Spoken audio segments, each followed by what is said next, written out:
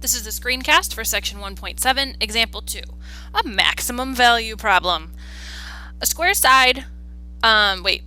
side 8 inches is cut out of each corner of an 8-inch by 15-inch piece of cardboard. So I've got a picture of that over here, and I'm going to put that this whole side here is 15 inches and this side here is 8 inches. So we have a square being cut out of each corner. And that square is going to be x by x. So we'll call this x, we'll call this x. And that's for each and every little square out of all 4 corners. Then they're folded up to form an open top box. So here's the picture. So after that square was cut out, the corner edges are going to form the corners here of the box. Part A asks to write the volume V of a box as a function of x. So the volume of this box, well, volume is length times width times height of a rectangular prism like we have here. Okay, so let's look at length. The length as a flat box was 15 inches, or a flat piece of cardboard was 15 inches. But now we've folded up so that this 15 inches is now only this long. So we took off an x from this end and an x from that end. So now we have 15 minus 2x. The width used to be 8 inches, but we cut off an x from that end and an x from that end. So now all we have is this piece here after we folded. So that's 8 minus an x from each side, so minus 2x. Now after we fold up, the height is going to be x inches. So there's my volume. 15 minus 2x times 8 minus 2x times x. Length times width times height. Part B says find the domain V as a function of x.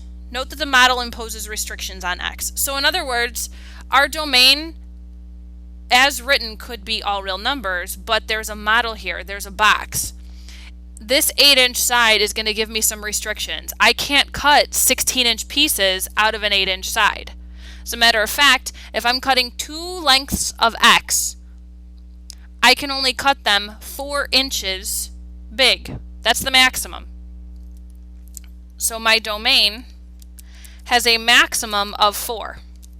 Now, that's going to leave the box completely smushed and there will be no inside of the box, but I could do it. Now, then the other question is how big can these pieces get? How small can x get? Well, I don't have to cut anything off of this box. So the smallest they could get would be 0. Now the piece of cardboard would still be flat, there would be no third dimension, but I don't have to cut anything off of it. So my domain, the dimension of these corners that I can cut off is anywhere between 0 and 4 inches. Now part C asks us to graph V as a function of x over the domain found in part B, and use the maximum finder on your grapher to determine the maximum volume such a box can hold. Alright, well I put the function into y1. Now I'm going to adjust my window so that my domain, my x min is 0, my x max is 4. Okay. Now graphing this, I can kind of see a little bit of function here, but it's hard. So I'm gonna hit trace and go to the right, and I can see my y values getting up into the 80s. So now I'm gonna change my y max to 100 and see if that gives me a better, if not perfect, picture.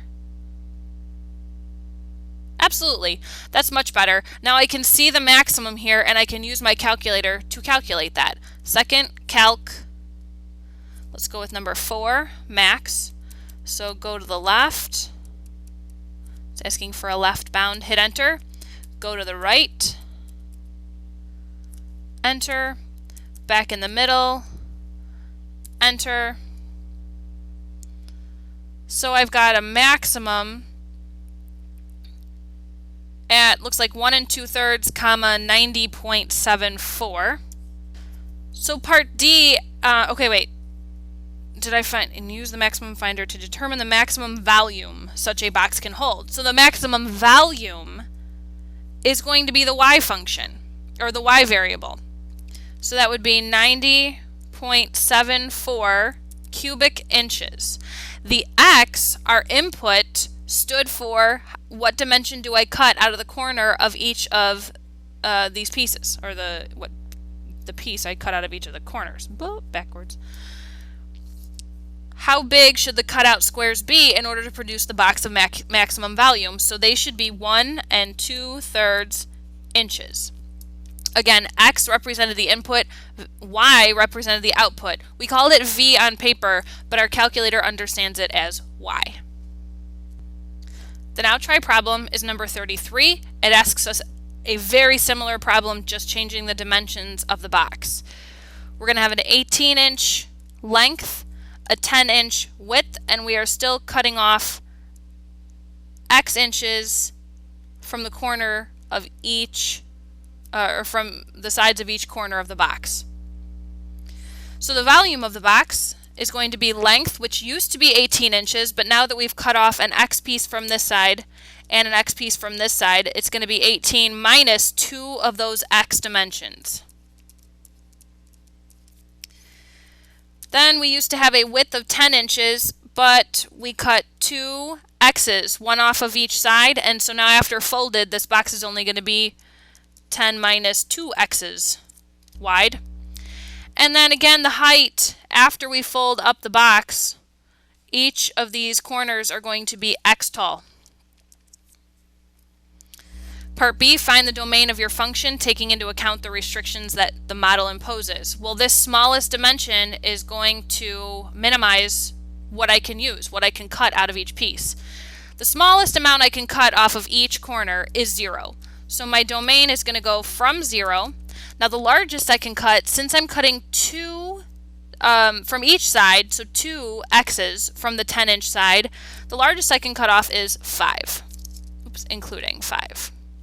Again, if I cut 5 out, I will have a perfectly flat box that I will not be able to put anything in, but I can technically cut a 5-inch piece off of each side of the 10-inch width of the box. Part C, use your graphing calculator to determine the dimensions of the cutout squares that will produce the box of maximum volume.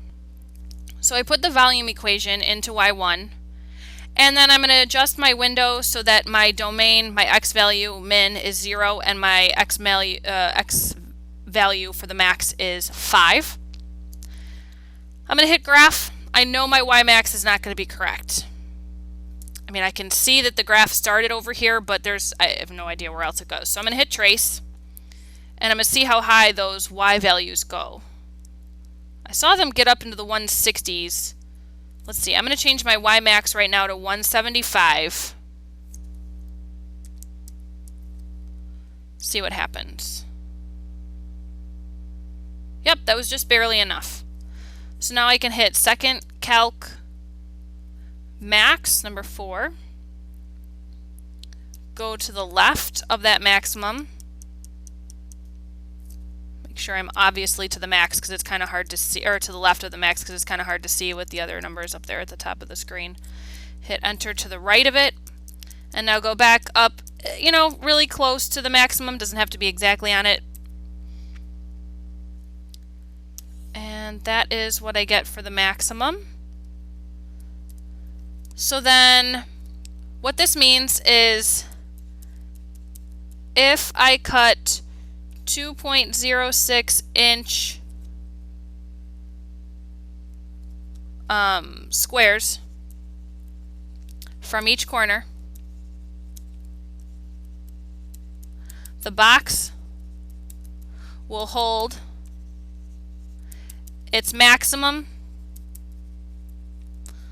168.13 cubic inches.